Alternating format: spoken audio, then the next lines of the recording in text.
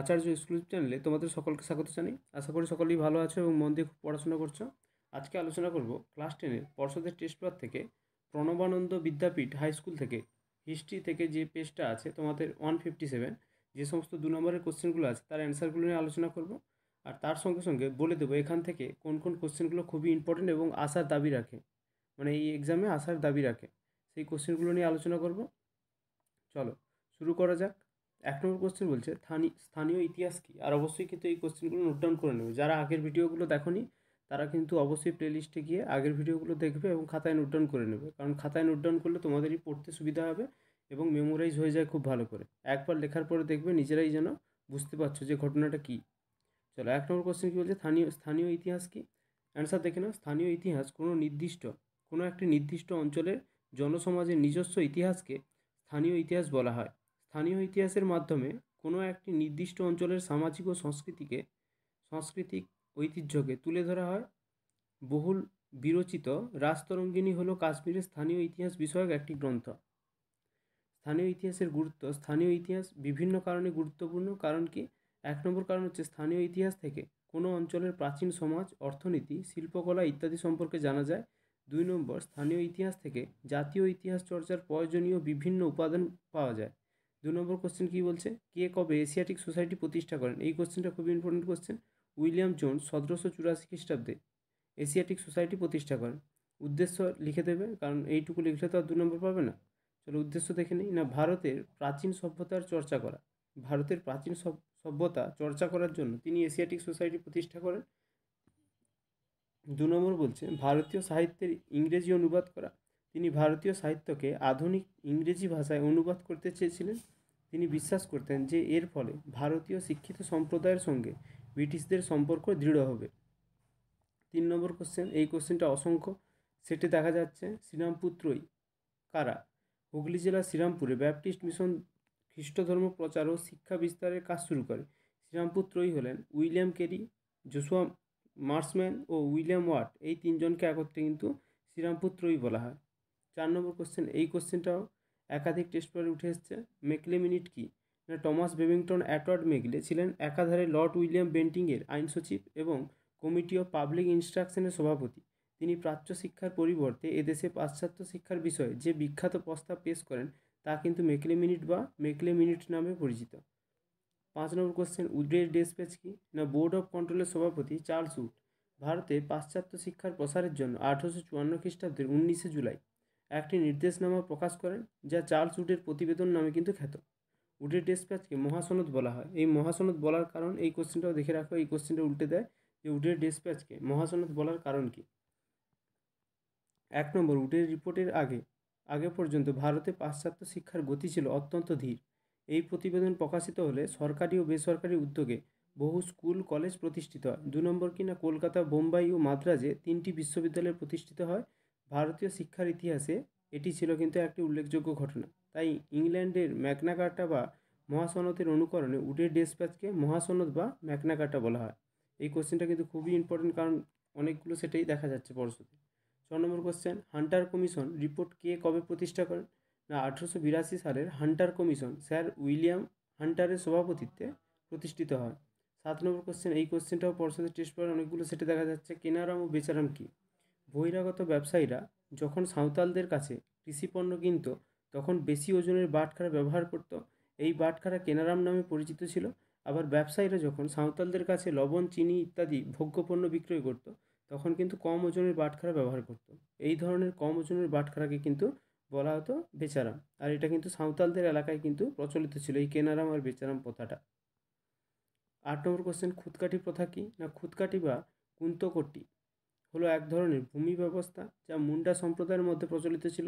এই ব্যবস্থায় জমিতে ব্যক্তি মালিকানার পরিবর্তে যৌথ মালিকানা স্বীকৃতি ছিল। ব্রিটিশ সরকার এই ব্যবস্থা বাতিল করে ব্যক্তি মালিকানা চালু করলে মুন্ডাদের জমিগুলি বহিরাগত জমিদার, ঠিকাদার ও মহাজনদের হাতে চলে যায়। ফলে মুন্ডারা বিদ্রোহ ঘোষণা করে। অবশেষে 1908 সালে ছোটনাগপুর প্রজাস্বত্ব আইনের মাধ্যমে ব্রিটিশ সরকার মুন্ডাদের এই প্রথা ফিরিয়ে আনে। 9 নম্বর কোশ্চেন, এই কোশ্চেনটা এবিটিএ টেস্ট পেপারে অসংখ্য সেটে ছিল, আমরা করেছি জানি। আর হচ্ছে পর্ষদের টেস্ট পেপারেও কিন্তু দেখা যাচ্ছে এই কোশ্চেনটা। এলাকা চাষ বা বে এলাকা চাষ কী না, ব্রিটিশ শাসনকালে বাংলায় নীলকরদের দুরকম নীল চাষের জমি ছিল, যথা হচ্ছে এলাকা চাষ বা নিজ আবাদি চাষ এবং বে এলাকা চাষ বা রায়তি আবাদি চাষ। এলাকা চাষ বা নিজ আবাদি চাষ কি? 1 নম্বর দেখো, এলাকা চাষ বা নিজ আবাদি চাষ হলো এই প্রকার নীল চাষের জমি ছিল নীলকরদের জমিদারির খাস জমি। এই জমিতে নীলের চাষ করতে নীলকরদের নগদ টাকা খরচ করে দূর থেকে শ্রমিক ভাড়া করে আনতে হতো। 2 নম্বর কি না, নীল কমিশনের হিসাব অনুসারে নিজ এলাকা বা নিজ আবাদি 10,000 বিঘা জমিতে নীল চাষের জন্য নীলকরদের খরচ পড়তো মোট 2.5 লক্ষ টাকা। 10 নম্বর কোশ্চেন, এই কোশ্চেনটাও একাধিক সেটে দেখা যাচ্ছে। সভা সমিতির যুগ বলতে কী বোঝো? 19 শতক ভারতের সাহিত্য, সংস্কৃতি, রাজনীতিতে এক নতুন যুগের সূচনা করে। সভা সমিতিসমূহ বিভিন্ন প্রেসিডেন্সি শহরে এই সময় বহু সভা সমিতি গড়ে ওঠে। কলকাতা বঙ্গ হিতকারী সভা, বঙ্গভাষা প্রকাশিকা সভা, British India society, British Indian association, Indian League, Indian association প্রভৃতি সমিতি গড়ে উঠেছিল। বোম্বাই এই সময় গড়ে উঠেছিল বোম্বাই নেটিভ অ্যাসোসিয়েশন। জাতীয় কংগ্রেস ইত্যাদি ছিল কিন্তু উল্লেখযোগ্য। এবং মাদ্রাজে গড়ে উঠেছিল মাদ্রাজ মহাজন সভা ছিল বিশেষ উল্লেখযোগ্য। এইভাবে ভারতের বিভিন্ন প্রান্তে সভা সমিতি ও তার শাখা গড়ে ওঠার জন্য অনিল শীল এই কিন্তু 19 শতককে সভা সমিতির যুগ নামে কিন্তু অভিহিত করেছেন। 11 নম্বর কোশ্চেন, এই কোশ্চেনগুলো দেখা যাচ্ছে একই কোশ্চেনগুলো বারবার কিন্তু তোমাদের সেটে রিপিট হচ্ছে। আর এই কোশ্চেনগুলো যারা সেট কভার করছো, পর্ষদের টেস্ট পেপারটা যারা দেখছো, তারা কিন্তু অবশ্যই বুঝতে পারছো। ইলবার্ট বিল কি না, লর্ড রিপন ভারতে আসার আগে কোন ভারতীয় বিচারকরা কোনো অভিযুক্ত ইংরেজ বিচারকদের বিরুদ্ধে কি আইন করতে পারত না। এই বৈষম্য দূর করতে লর্ড রিপনের পরামর্শে তার আইন সচিব ইলবার্ট একটি বিলের খসড়া রচনা করেন। এই খসড়া বিলে ভারতীয় বিচারকদের ইংরেজ অভিযুক্তের বিচার করার অধিকার দেওয়া হয়। এই খসড়া বিলই ইলবার্ট বিল নামে কিন্তু পরিচিত। 12 নম্বর কোশ্চেন, বসু বিজ্ঞান মন্দিরে কোন কোন বিষয়ের গবেষণা হতো? বসু বিজ্ঞান মন্দির প্রতিষ্ঠার উদ্বোধনী বক্তৃতায় জগদীশচন্দ্র বসু এই গবেষণাগারকে জাতির উদ্দেশ্যে উৎসর্গ করেন। আমৃত্যু তিনিই ছিলেন এই গবেষণাগারের অধিকর্তা। এই গবেষণাগারের গবেষণা ক্ষেত্র বিশ্লেষণ করলে দেখা যায় যে প্রাথমিক পর্বে পদার্থবিদ্যা, রসায়ন ও উদ্ভিদবিদ্যা বিষয়ক গবেষণা হতো। পরবর্তীকালে প্রতিষ্ঠানের অধিকর্তা দেবেন্দ্র মোহন বসুর সময়ে অনেক বিভাগ সংযোজিত হয়, যেমন মাইক্রোবায়োলজি আসে, বায়োকেমিস্ট্রি আসে, বায়োফিজিক্স আসে এবং পরিবেশ বিজ্ঞান কিন্তু এখানে অধ্যয়ন করা হতো। 14 নম্বর কোশ্চেন কি, চৌরি চৌরার ঘটনাটির গুরুত্বকে, এই কোশ্চেনটা অনেকগুলো সেটে আছে। অসহযোগ আন্দোলনের সময় উত্তরপ্রদেশের চৌরি চৌরা পুলিশ থানায় সহিংস ঘটনা ঘটার ফলে গান্ধীজি আন্দোলন প্রত্যাহার করে নেন।